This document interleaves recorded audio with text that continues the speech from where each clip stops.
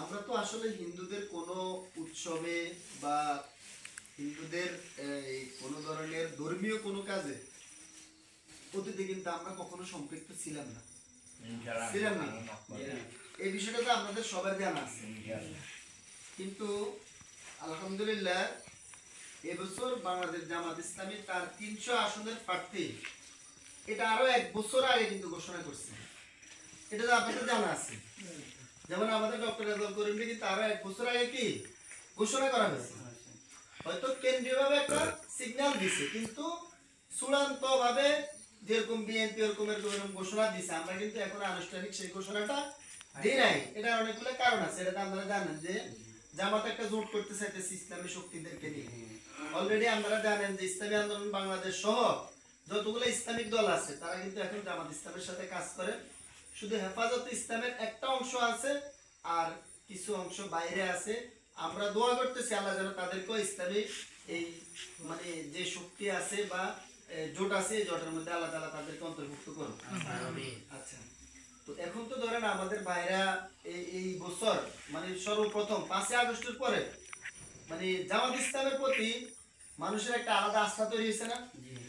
বিশেষ করে আমরা 5 আগস্টের পরে আমরা থানাগুলো পাহারা দিছি না? মনে আছে না আপনাদের? হিন্দুদের মন্দিরগুলো পাহারা দিছি, মনে আছে? হিন্দুদের একটা আস্থা কিন্তু আমাদের উপরে তৈরি হয়েছে যে না আসলে সবাই কিন্তু চলে গেলেও যে জামাত ইসলামের কারণে আমাদের উপরে কোনো অত্যাচার নির্যাতন হয় নাই। হিন্দু বাড়ি কেউ পোড়া দিতে গেছে না। দুই একটা বিচ্ছিন্ন ঘটনা যদি হয়ে থাকে সেটা আমাদের জানা নেই। অনেকে কিছু কিছু লোকজন বলে হয়েছে বা কিছু ব্যক্তি অপমানিত হয়েছে, তবে হ্যাঁ এটা অস্বীকার করার সুযোগ নেই। যেগুলো ওই যে আওয়ামী লীগের গুণগান গাইছে, অথবা যেগুলো আওয়ামী লীগের পদবিধারী আছিল, অথবা যেগুলোর মাধ্যমে মানুষ কষ্ট পাইছে, যেগুলো আওয়ামী লীগের আমলে সন্ত্রাসী করছে, চাঁদাবাজি করছে বা মানুষের উপর প্রভাব খাটাইছে, এগুলো তো এটা যে দলের লোক হোক, যে ধর্মের লোক হোক, তার উপর মানে তারা সে তো অবশ্যই তাকে আইনের আওতায় নেওয়া হয়েছে বা সে কিছু শাস্তি পাইছে, পাইছে না? এটা তো হলো প্রশাসনিক ভাবে এগুলো করছে। কিন্তু জামাত ইসলামের মাধ্যমে কোন লোককে কারো গায়ে হাত দিয়েছে এটা কি কোনো নজির আছে? তো এই জন্য এবারকার আমাদের ভাইরা এই যে যখন আমাদের একটা সম্ভাবনা তৈরি হয়েছে যে হিন্দুরা আমাদেরকে এবারকার দাওয়াত দিচ্ছে তাদের পূজাগুলোতে, বিশেষ করে আমাদের যারা প্রার্থী আছে ওনাদেরকে দাওয়াত দিচ্ছে। কারণ একজন প্রার্থীর কাছে তো বাংলাদেশ হিসাবে কিন্তু সবার ভোট কিন্তু সমান। আমার ভোটের যে দাম মানে যিনি খেটে খাওয়া মানুষ ওনারও ভোটের কি একই দাম। আমি মুসলিম হিসেবে আমার ভোটের যে মূল্য একজন অন্য ধর্মের মানুষের বা হিন্দু ভাইদের ধর্মের কি মানে ভোটেরও কি একই মূল্য। একই মূল্য হওয়ার কারণে এখন আমাদেরকে কিন্তু তাদের কাছে কিন্তু যাইতে হয় দুইটা কারণে। একটা হলো তারা আমাদের দেশের নাগরিক, তারা আমাদের দেশের কি নাগরিক। 2 নম্বর হলো যে ধর্মীয় দৃষ্টিকেন্দ্র থেকে তারা যে ধর্মের লোক হোক না কেন, সে এখন যেহেতু আপনি একটা রাষ্ট্রীয় গুরুত্বপূর্ণ দায়িত্ব পালন করবেন তখন আপনার কিন্তু দায়িত্ব হয়ে যাবে তাদেরকে হেফাজত করা, কিন্তু আপনার দায়িত্ব হয়ে যাবে তাদের অনুষ্ঠানগুলোতে আপনাকে যাইতে হবে, এটা তাদের নিরাপত্তা দেওয়ার জন্য, তাদের দেখাশোনা করার জন্য।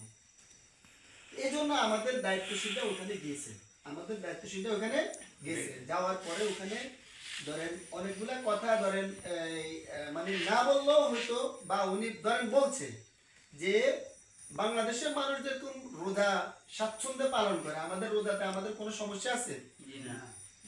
যেমন উইগুরের মানুষ, চীনের মানুষ, তাদেরকে রোজা রাখতে দেয় না। এই যে আমরা গত কালকেও একজনের একটা ভাষ্য শুনলাম যে সেখানে তারা মানে রোজাটাকে ওইভাবে পালন করতে দেয় না, বা বিশ্বের বিভিন্ন জায়গায় মুসলমানদেরকে কি রোজা পালন করতে দেয় না। কিন্তু আমাদের বা ইন্ডিয়ার মধ্যে রোজা পালন করতে দেয়। ইন্ডিয়ার মধ্যে কোরবানের গোশত শুধু একজনের প্যাকেটের মধ্যে গোশত ভাজে তারা হত্যা করছে না? তো কিন্তু আমাদের বাংলাদেশে হিন্দুরা কোনো পূজার মধ্যে কি কোনো বাধা আছে? তো ঠিক আমাদের দেশে যেরকম রোজা ঈদ আমরা যেরকম স্বাচ্ছন্দ্য উদযাপন করি, হিন্দুরা এরকম তাদের পূজা তাদের ধর্মীয় কাজগুলো স্বাচ্ছন্দ্যে করে। তো এখন এখানে রোজা আর পূজা একসাথে বলে না, বলছে যে মুসলমানরা যেরকম তাদের ধর্মের যে মুদ্রা রিপিট বলছে না, অর্থাৎ মুদ্রা রিপিট মানে বাংলাদেশের মধ্যে এটা তো হলো মুদ্রাটা হলো কি বাংলাদেশ। তাহলে বাংলাদেশের দুইটা গোষ্ঠী, একটা মুসলমান একটা হিন্দু, হিন্দু এছাড়া অন্য ধর্ম তো খুব একটা দেখা যায়।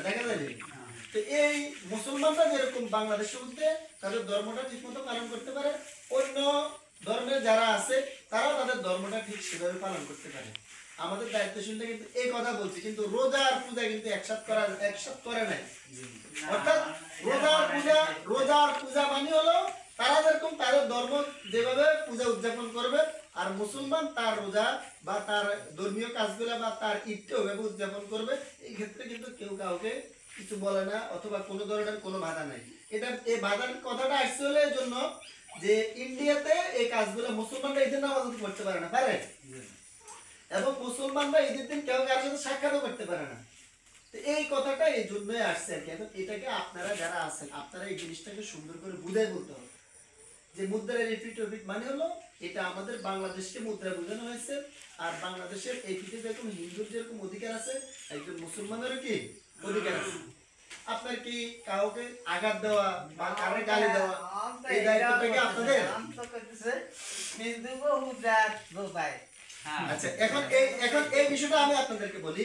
এখন এই অপপ্রচারকারী আমাদের বিরুদ্ধে আছে না, অথচ এগুনে যায়, আমরা ওদের কথা বলেন না কেন? ওরা ওদের ওখানে প্রাসাদ খায়, ওদের ওখানে যা বলে কালিমা বলে, এটা বলে ওটা বলে, ওদের ওগুলো নিয়ে আপনারা কথা বলেন না কেন? ওরা যখন বলবে তখন আপনারাও দেখবেন যে ওরা যে যায় এই যে দুগে দুগে করে তাদের মানে মালাগুলো গলার মধ্যে দেয়, এগুলো নিয়ে আপনারা কথা বলেন না কেন? আমরা তো এই ধরনের কাজ করি না, ওদেরকে আমরা পুলিশ করি, আমরা তো এগুলো করি না। তো যাই হোক, এখন এই বিষয়গুলো নিয়ে বিতর্ক করা যাবে না। এগুলা বলবে হলো বিএনপি লোকজনে বলবে, সোজা কথা হলো আপনারা তাদেরকে বলে দিবেন যে আমরা তো তোদের মতো যাই, ওদের ওখানে যাই প্রাসাদ খাই, তোদের মতো যাই তো ওদের ওখানে যাই, ওদেরকে পূজা করি না, এটা তো বলি না যে মা দুর্গার কারণে আজকে এত শান্তি হয়েছে, এগুলো তো আর আমরা বলি না, এগুলো তো ওরা বলে। বিষয়টা কি ক্লিয়ার কিনা আপনাদের কাছে? আপনাদের কাছে আচ্ছা, যাই হোক, তারপরও উনি বলছে এই জন্য আমি কথাটা আপনাদের কাছে ক্লিয়ার করে দিচ্ছি যে আসলে এই বিষয়টা তারা আমাদের মধ্যে বিভেদ তৈরি করার জন্য এই কথাগুলো বলতেছে। তা আমরা ইনশাআল্লাহ ওদের ওই কথাগুলোতে আমরা কান দিব না এবং এগুলা নিয়ে আমরা তর্ক করবো না ইনশাআল্লাহ। আমরা আমাদের কার্যক্রমগুলো